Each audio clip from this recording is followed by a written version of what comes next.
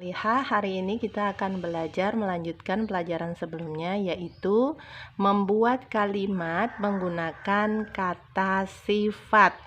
Dua pertemuan sebelumnya kita sudah belajar tentang kata sifat muzakkar.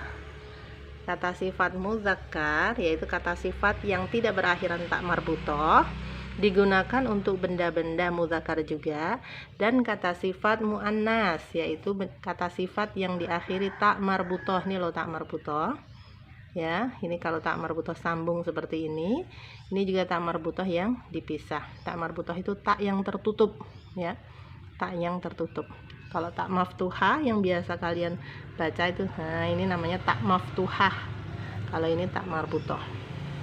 Nah, hari ini kita akan menerapkan kata-kata sifat itu dalam kalimat. Susunannya yang harus kalian hafal yaitu kata tunjuk. Kata tunjuk kalau untuk muzakkar itu ada hadza yang artinya ini dan zalika yang artinya itu. Sementara untuk muannas kita mengenal hadhihi untuk kata tunjuk ini muannas, dan tilka untuk kata tunjuk muannas. Ya, sama-sama ini artinya, tetapi untuk muzakkar hadza, untuk muannas hadhihi, sama-sama itu untuk muzakkar dzalika, untuk muannas tilka.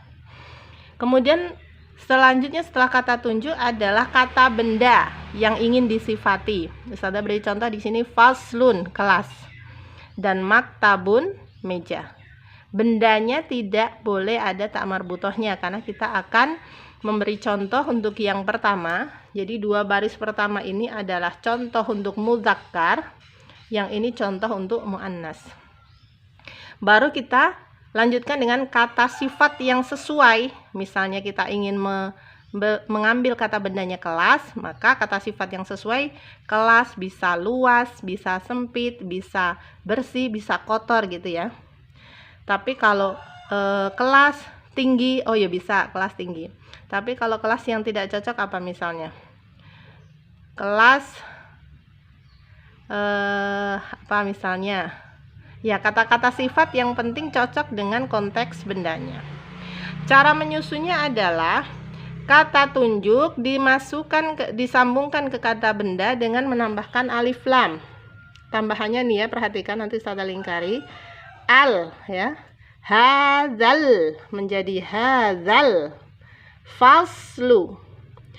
Yang tadinya dhammatain, huruf terakhirnya berharokat diganti dhammah. Hadzal faslu, yang lain tetap. Jadi untuk mengatakan dalam bahasa Arab kelas ini luas adalah hadzal faslu wasiun.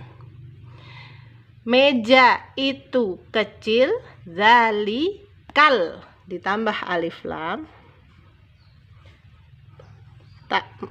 Dhamatainnya diganti dhammah.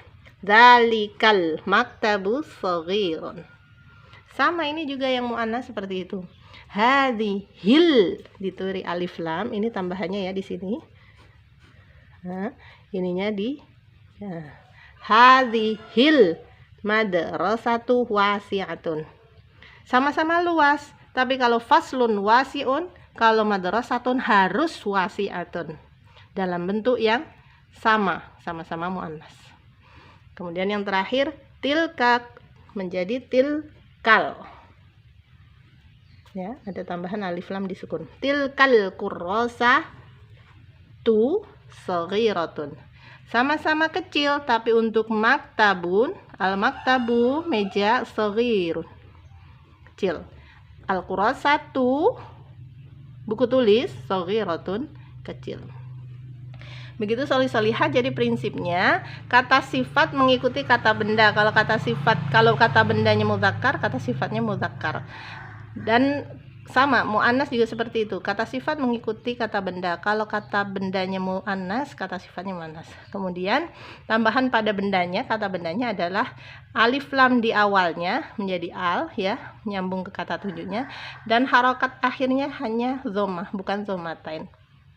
Insya Allah begitu materi kita untuk kesempatan pagi ini. Silahkan selanjutnya tugas kalian Ustazah berikan di grup.